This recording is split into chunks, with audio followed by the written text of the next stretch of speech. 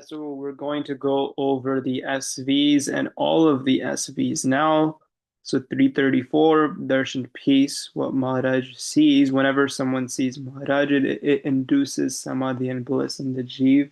Seeing Niranj Anand, Swami brings samadhi like bliss. And those individuals are very rare, upon which seeing them brings samadhi like bliss. So, what are then the qualities of one whose darshan brings inner peace?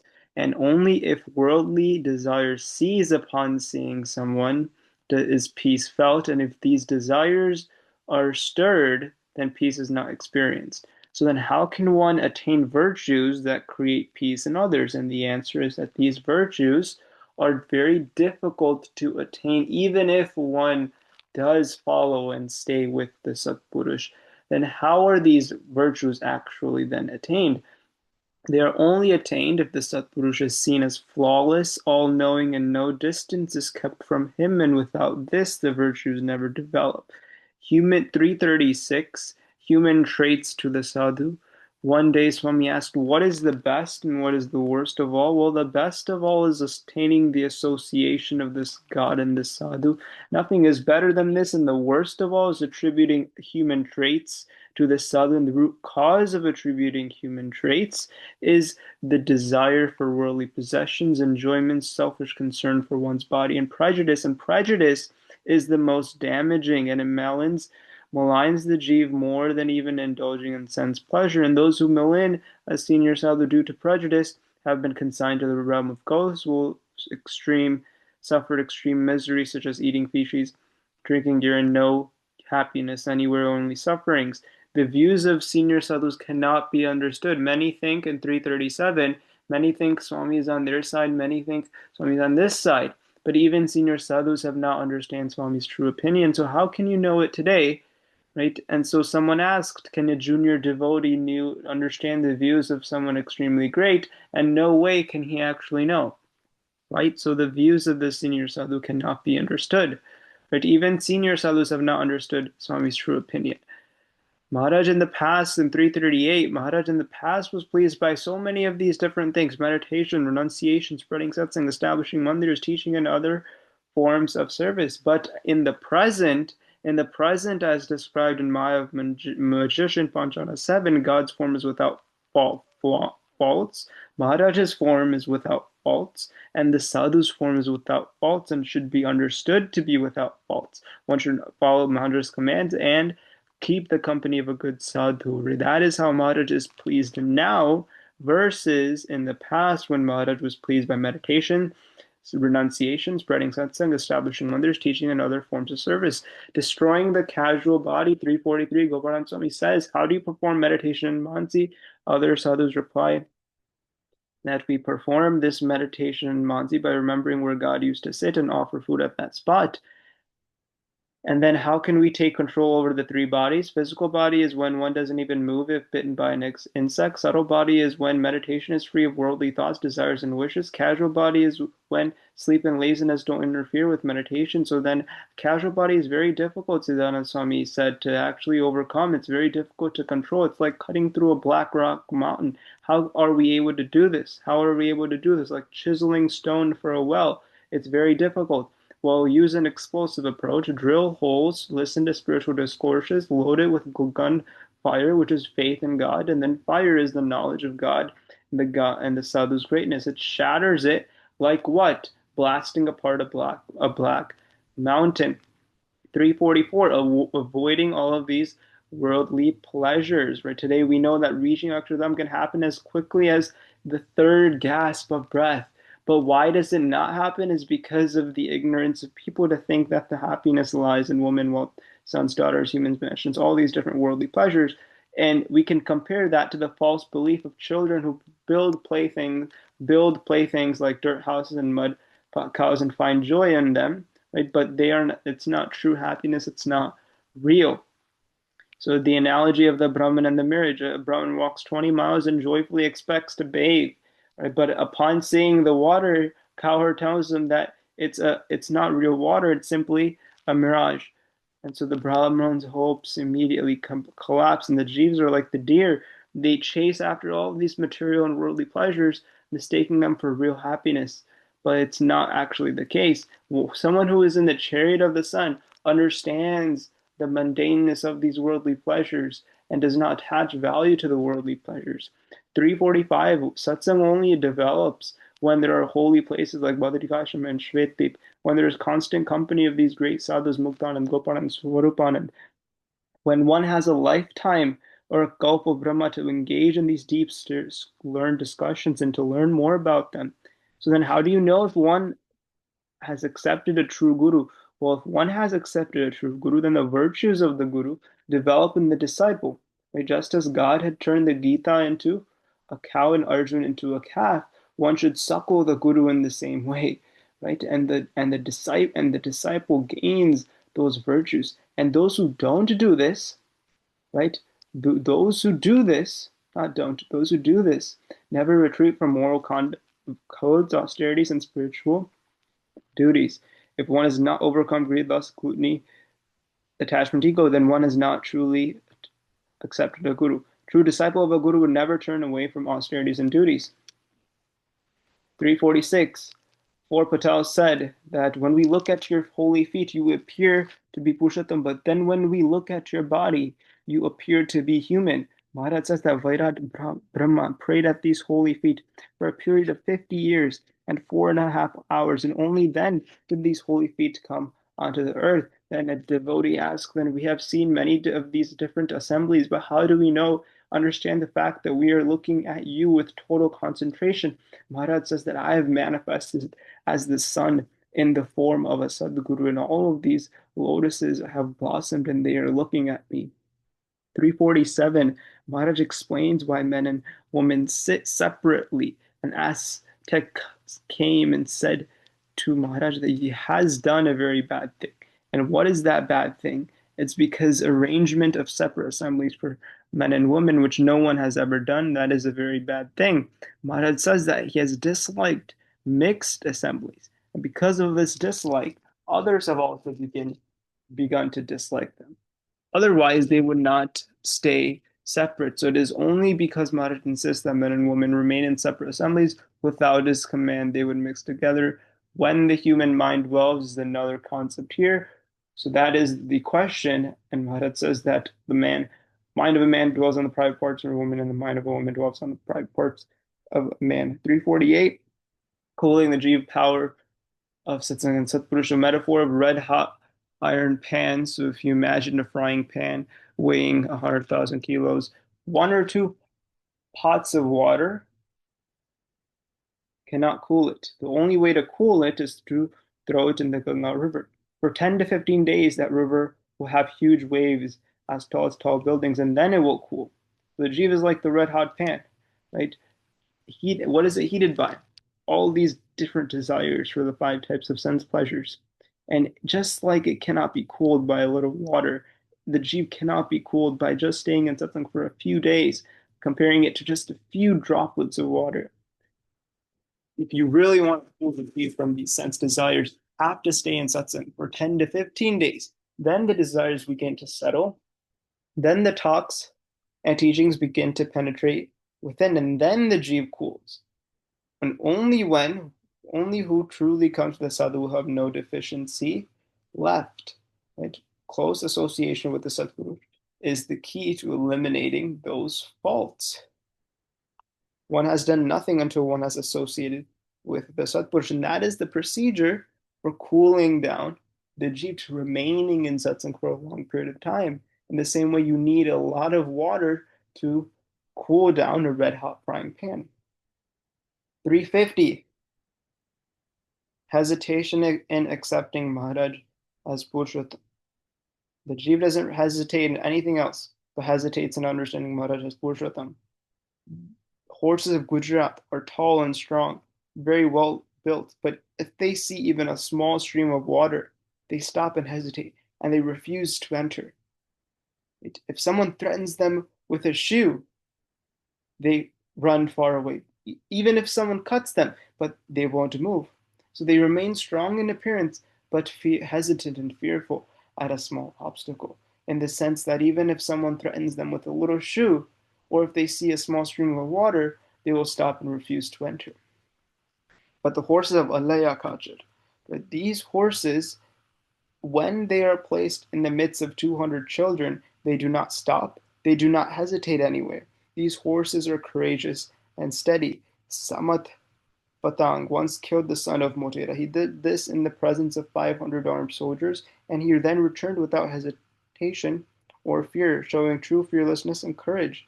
And so the Jeev still hesitates only in recognizing Maharaj as Purushottam. So they are like those frightened horses of Gujarat. And that hesitation is like the frightened horses of Gujarat, strong outside but weak within. 353.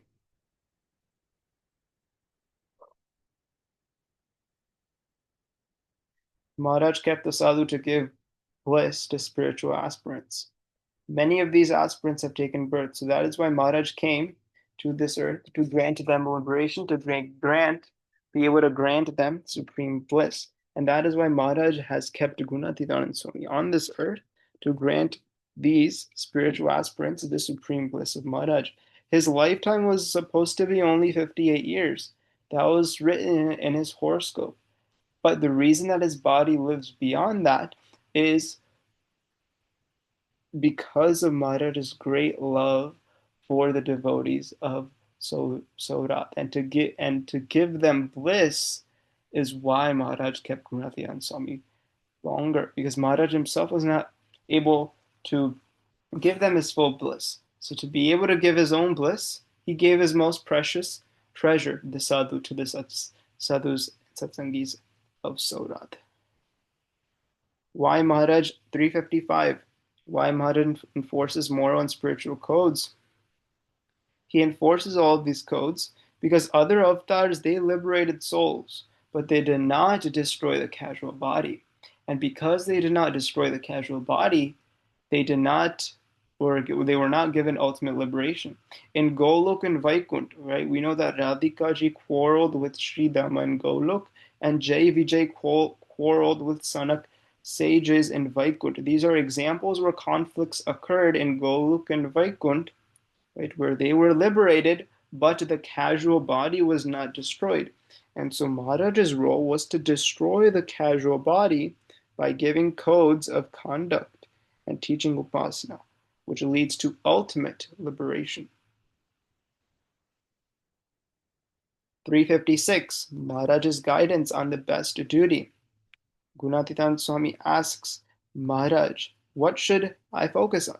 Engage in meditation, behave as Atma, serve the sick, or talk about God? Maharaj says to talk about God. Those are the best. So then that is all that Muktan Swami does, to talk about God. And Maharaj asked him, what have you come to do? And he said, I've only come here for the moksha of the chiefs. In 358, importance of unity and satsang. Swami says that unrighteousness enters only when there is a mental discord among the people, but if there is unity, unrighteousness cannot gain any entry. A king asked for a quiver of arrows and said, let the strongest among you break this quiver.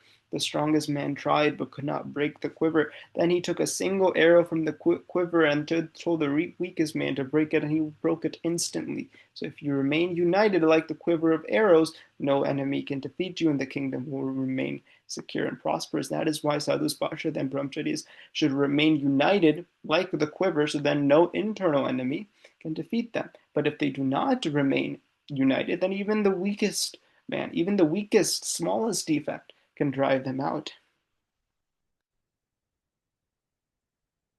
Everyone should stay united, stay compatible.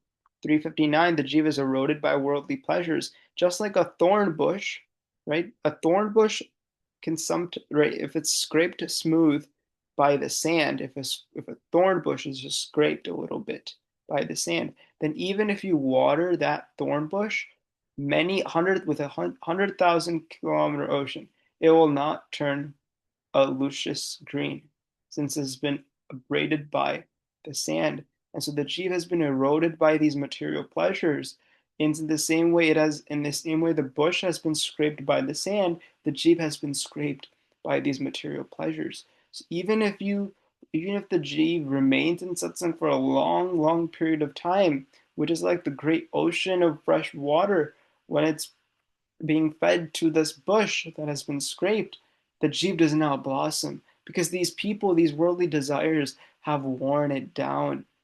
Right? And so these good virtues are destroyed by some of these bad three types of bad company.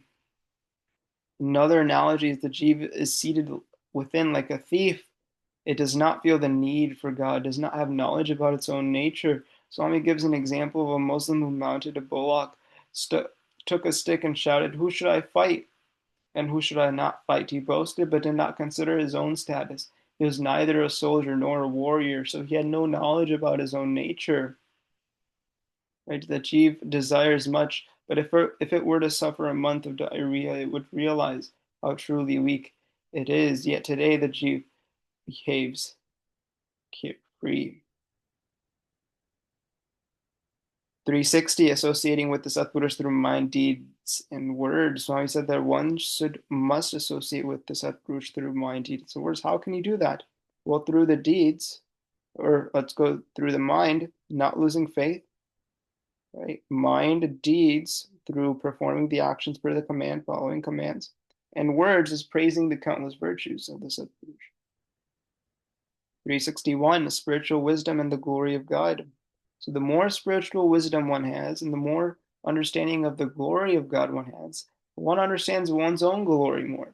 And the more wisdom one has, the more one understands the glory of God. This is an analogy is when a shepherd finds a diamond and he ties it around a goat's neck. And then the merchant brings the goat with the diamond and he sells the goat for 200. That another man buys it and sells it for 1,000, and then he sells it for 10,000. He sells it for 100,000. Finally, the final owner goes to the trader and says, "Do you want to buy this diamond?" The trader then assesses the value, and he realizes that this has so much value, and he says, "Bring 100 laborers and take all the money you can carry from the treasury between sunrise and sunset." Right, and the trader's father said, "What you have bought right, what have you done?" He said, "I bought this diamond." And the father commented, "You have got it for free. You have not paid even one day's worth." And so the trader had the most accurate knowledge of the true worth of the diamond. So as one's knowledge of God's glory increases, as one's spiritual wisdom increases, right, one understanding of of God's glory also increases.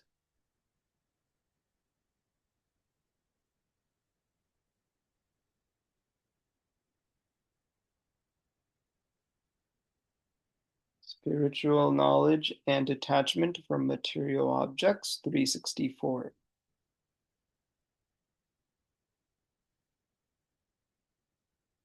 Spiritual knowledge is very important.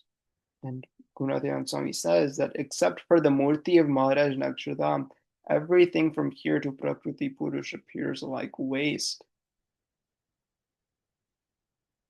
So how should I perform the worship and service of Maharaj? Just keep looking at the Murti.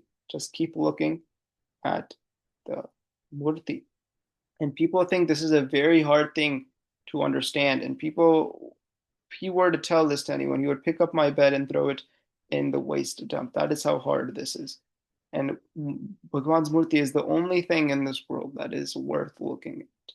Right? Without the Murti of Maharaj, food is like feces and drink is like urine. Right? And so when the infatuation for worldly object goes away, only then can you understand that Bhagwan's Murti is the only thing that is worthwhile in the world. Attachment 365, attachment to the Satpurush and constant remembrance of God. This is talking about how Gunatyan Swami constantly remembers God. And even if someone were to become separated from such a sadhu, one should feel pain comparable to have fallen from hell. And when Gunatyan Swami hasn't even forgotten God for a fraction of a second, right? And if he forgets him for a fraction of a second, he feels as if his head has been split open. Someone asked him, how do you remember God continuously? Swami said that, do you ever forget your body? And the devotee said, no. Swami said, just as a fish moves, swims, and acts in water, I walk, talk, and do all tasks immersed in the form of God, forgetting God, Maharaj, I do nothing. So this talks about the importance and the union and the constant remembrance of God that Gunatitanand Swami has.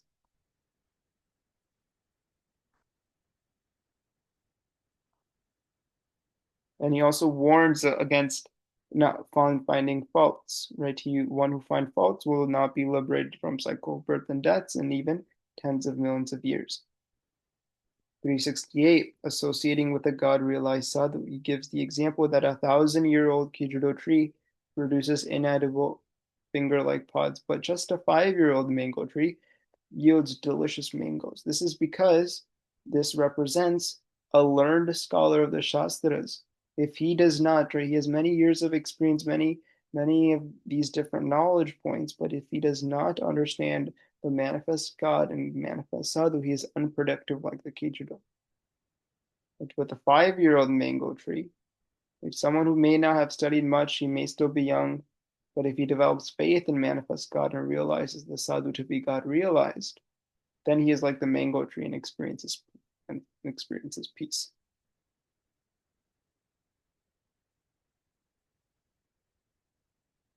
370, the supreme value of satsang.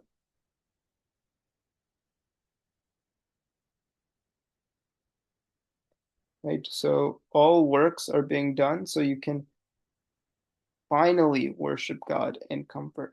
So in this also in the same way that all of the different monkeys scratch the wounded skin of a monkey, and that causes pain, right? If you all get together and inflict suffering and create these difficulties, yes, then these circumstances and suffering will arise. And so that is why Gurudev Swami emphasizes that Maharaj is supreme, the sadhu is supreme, and the place is supreme. Right? If you know that, difficulties cannot arise. Right? So if difficulties do arise despite knowing this, then they can't be removed. Right? So that is the supreme value of the satsang, the incomparable glory of satsang. Gunatitanand Swami compares this to other avatars. That there have been many great avatars previously, right? But to them, just a child of a satsangi possesses 10 to a million times greater divinity. That is the glory of a satsang.